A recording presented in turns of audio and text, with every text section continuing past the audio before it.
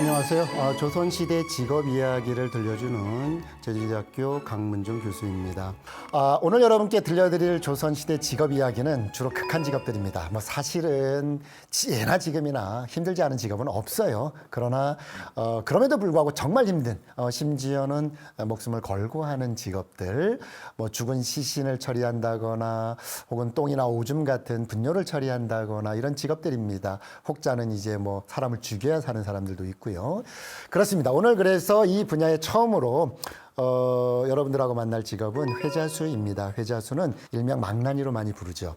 사실은 회자수는요, 회자라고 하는 무기를 들고 다니는 군인이었어요. 전통 사극을 볼 때 여러분들 이 사형 장면, 이 사형 중에서도 이 사형은 참형에 해당합니다. 즉 목과 신체를 분리하는 형이죠. 그러니까 목을 신체에서 분리시켜버리는 것이 참형이라고 하는데, 죄수가 무릎을 탁 꿇고 앉아있고 망나니가 막 칼을 휘둘려요. 그렇죠? 그다음에 물을 쫙 뿌리기도 하고 막걸리를 쫙 뿌리기도 하고, 그리고 나다 딱 이제 칼을 내리쳐서 이제 형을 집행하는 장면이 나오잖아요.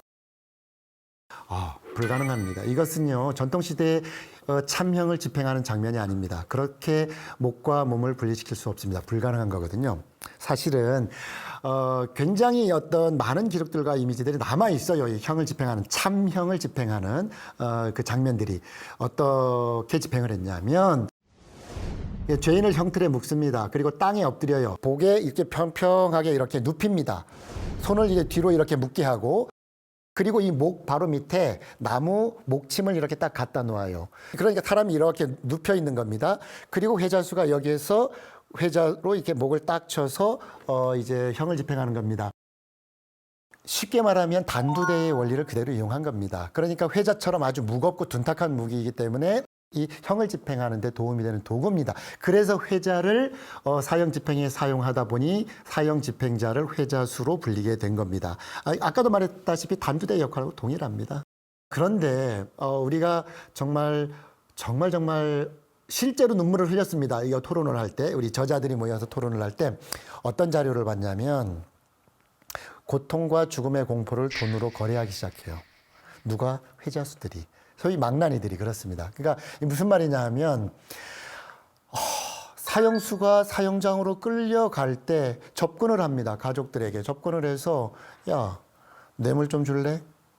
니들이 뇌물을 주면 정말 고통스럽지 않게 형을 집행해 줄게. 가장 빨리 고통스럽지 않게 죽여줄게. 라고 합니다. 또 다른 경우는요, 소위 말해서 관리들이 자신의 손에 피를 묻히지 않기 위해서 이런 방법을 써요. 사형수로 형을 받은 사람이 또 다른 사형수를 죽여줄래? 그러면 너의 사형 면제시켜줄게. 실제로 그래서 혹자는 사형을 집행해서 형을 면제받기도 하고, 혹자는 사형을 집행했다가 내가 죽는 한이 있어도 남을 죽일 수 없어 라고 해서 거부하고 사형을 당한 사람도 있습니다. 그러니까 사람을 죽여야만 하는, 사람을 죽여야만 살아갈 수 있었던 사람들입니다. 그런 사람들이었어요. 극한 직업 중에 정말 극한 직업이었죠. 그래서 경제적으로 힘들었어요. 형을 집행하지 않으면 돈이 없었거든요. 그래서 시장에서 굉장히 많이 막 이제 어지럽히기도 하고 그랬어요. 그런데 어떤 관리들은 땅을 줘서 농사를 짓게 하게 됐어요. 그럼 범죄가 확 줄어들죠. 그것처럼 어느 순간 정말 사람들에게 굉장히 외톨이가 되어버립니다. 당연하죠. 사람을 죽이는 사람하고 가까이 할 수가 있겠습니까? 차마 할 수 없는 직업이었습니다. 그러나 누군가가 해야 했던 직업이었습니다. 회자수를 만나보았습니다. 보장사라고 하는 분을 만나보겠습니다. 보장사로 들어가기 전에요, 정말 재미있는 역사 기록 하나 알려드릴게요. 408년 기록입니다. 여러분이 잘 알고 있는 고구려 광개토대왕이요, 중국의 남현이라고 하는 나라의 군주인 모용초라고 하는 사람에게 선물을 보내요. 두 개를 보냅니다. 하나는 천리마였고 하나는 천리인이었어요. 천리마는 알 겁니다. 하루에 천리를 달린다고 해서 천리마지요. 천리인이 뭘까요? 사람입니다. 사람. 하루에 천리를 이동하는 사람. 하루에 천리 400km를 이동하는 사람은 없어요. 다만 굉장히 빠른 사람, 많은 거리를 이동할 줄 아는 사람, 이런 사람을 천리인이라고 불렀거든요. 지금으로 말하면 마라토너예요, 마라토너. 네, 그래서 우리 조상들은요 아주 고대 사회에서부터 잘 뛰었어요. 왜냐하면 평지가 많지 않았잖아요. 산악이 많았잖아요. 그러니까 산악과 산악, 물과 물을 건너면서 굉장히 빨리 이동했던 민족이 이제 우리 민족입니다.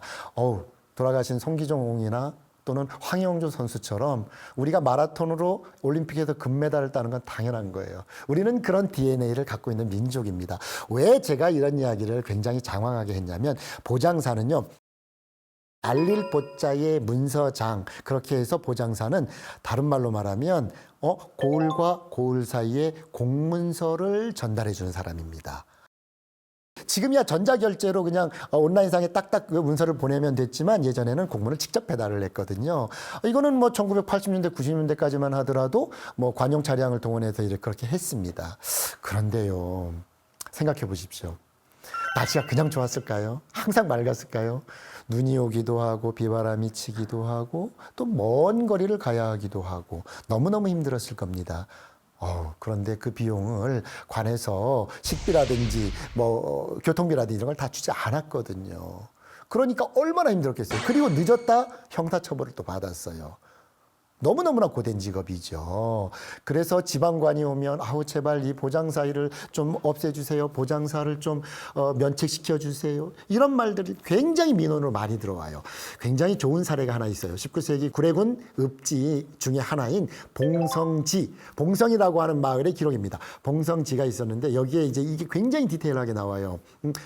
구례군에서 보장사는 이제 군민들이 교대로 담당을 했어요. 노약자들인 경우는 이거를 담당해 못 가잖아요. 1년에 보통 3번 혹은 4번을 담당해야 되는데 그럼 돈을 내서 보장사를 사야 했습니다. 너무너무 힘들었던 거예요. 그래서 관에서 곡식을 마련해 가지고 이 보장사들에게 줄 비용을 별도로 마련합니다. 쉽게 말하면 관에서 보장사에게 줄 돈을 예산으로 마련했다는 것이죠. 그러니까 국민들이 어떻게 했어요? 환호를 불렀다는 이야기가 나옵니다. 그만큼 보장사는 굉장히 힘든 직업이었습니다. 오늘 여러분하고 조금 디테일하게 소통하고 싶은 직업은 분유처리업자입니다. 18세기 많은 문인들은 한양의 인구, 연안 박지원, 이덕무, 이옥 이런 분들은 한양의 가구 수를 8만 가구 정도로 이제 기록을 하는데요. 1790년대에 1가구에 약 5명 정도였으니까 한양의 인구가 40만 내외였습니다. 엄청나게 큰 대도시입니다. 메가시티예요, 메가시티.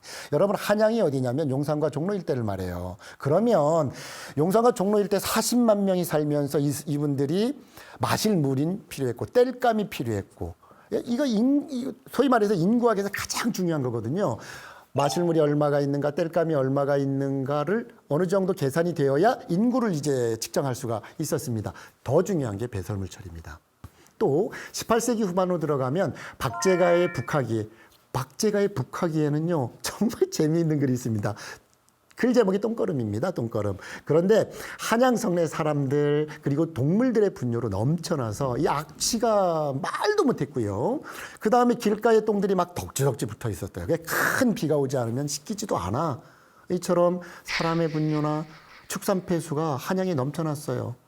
이거 어떻게 해결해야 되잖아요. 왜냐? 한강은 서울의 식수원이니까. 그런데 이런 기록들은 거의 보이지 않아요. 사실은 18세기 후반에 들어오면 민간 분야에서 배설물 처리를 시작합니다. 그 기록이 놀랍게도 가장 잘 나와 있는 것은 여러분이 고등학교 때 배웠던 연안 박지원이 예덕선생전이라고 하는 단편 소설입니다. 여기는 사람과 동물의 배설물을 처리하는, 쉽게 말하면 분뇨 처리하는 사람이 나오는데 주인공이 엄행수입니다. 여러분 기억나실 겁니다. 이 엄행수는 놀랍게도요, 온갖 똥을 이게 다 뽑고 분뇨를 다 모아서 처리하는 분뇨처리업자이자 또는 분뇨처리업 회사 사장입니다. 일종의 그런 겁니다. 똥장수였죠, 똥장수. 그래서 이분은 이제 아침에 일찍 일어나서 지게에 똥장군을 탁 놓고 나서 마을을 돌아다니면서 뭐 사람의 똥이든 말똥, 쇠똥, 개똥, 닭똥, 거위똥까지 쫙 수거합니다. 수거해서 어디에 썼을까요? 팔았어요. 버린 게 아니라 어디에서 팔았게요? 채소 농가에 판매를 합니다. 여러분, 요거를 읽다 보면요, 서울 채소 재배 단지가 다 나와요. 여러분이 잘 알고 있는 왕십리 주로 무 재배 단지였습니다. 뚝섬 순무 재배 단지였습니다. 서대문 주변 박 가지, 오이, 수박 가장 비싼 채소가 서대문 주변에서 재배됐습니다. 연희동 고추, 마늘, 부추 재배 단지였습니다. 청파동 미나리로 유명한 지역이었습니다. 이태원 여기는요 토란을 주로 재배했던 지역입니다. 그러니까 여러분이 이 예덕선 생전을 읽다 보면요 서울에요 채소 재배 단지가 그냥 다 나와요. 이런 자료는 조선에 없어요. 네. 그런데 놀랍게도 이분들의 연봉이 예덕선생전에 얼마로 나오냐면 6,000전으로 나옵니다. 100전이 1량 정도였으니까 무려 60량의 연봉을 벌었다는 거죠. 근데 18세기 후반 한양의 괜찮은 집 한 채가 괜찮은 집이 어느 정도냐면 부엌 한 칸에 방 2개 정도인 집입니다. 이게 약 50량 정도였거든요. 그러니까 연봉이요. 괜찮은 단독주택 한 채 정도를 벌었다는 겁니다. 굉장히 지저분한 일이라고 손가락질하는 분뇨처리업자잖아요. 연봉이 괜찮았습니다. 특히 연암 박지원은요. 이런 글을 마지막에 써요. 어떻게 쓰냐면 제자들이 또는 친구들이 비난해. 야 이게 똥장수하고 같이 다니냐 너 막 했더니 이런 말을 합니다. 놀랍습니다. 선비는 가난이 얼굴에 묻어나와도 참 쪽팔린 일이야. 그리고 출세해서 그 부티가 막 온몸에 덕지덕지 나도 그것도 굉장히 쪽팔린 일이야. 라고 반박을 합니다. 그런데 야 예덕 선생 봐. 엄행수 봐. 얘는 있잖아. 굉장히 더러운 일을 하지만 덕이 있지 않니? 그리고 자기 앞가림 자기 하잖아. 자기 먹고 사는 거 자기가 벌어서 가족을 부양하잖아. 그래서요 더러울 예자를 쓰고 덕덕자를 써서 예덕 선생이라고 칭호를 붙여줍니다. 이 선생이라고 하는 칭호는요 굉장히 높은 존칭이에요. 지금과는 달리 당시는 그렇습니다. 그래서 이 예덕 선생을 중심으로 여러분들이 그 글을 읽다 보면 이제 분뇨처리업 이 실상을 정말 잘 느낄 수가 있습니다. 좋습니다. 오늘 예덕선생전으로 이제 여러분에게 이제 강의를 마무리하게 되는데요. 다시 한번 제가 강조드립니다. 연암 박지원의 글을 다시 한번 읽어보십시오. 가난이 얼굴에 묻어나도요 창피한 일입니다. 그렇다고 해서 있는 척하는 것도 상당히 창피한 일이에요. 공자님께서도 그렇게 말씀하셨어요. 군군, 신신, 부부, 자자. 각자가 처한 위치에서 각자의 역할을 다하는 것, 이것이 정치의 본질이다, 삶의 본질이다 이렇게 얘기합니다. 그러니까 우리가 오늘 똥장수를 마지막으로 굉장히 극한 직업을 살펴보았습니다만 어디에서나 어느 곳에서나 자신의 역할을 다하는 것, 이것이 우리의 삶이 아닌가 이렇게 생각을 해봅니다. 마치겠습니다. 감사합니다.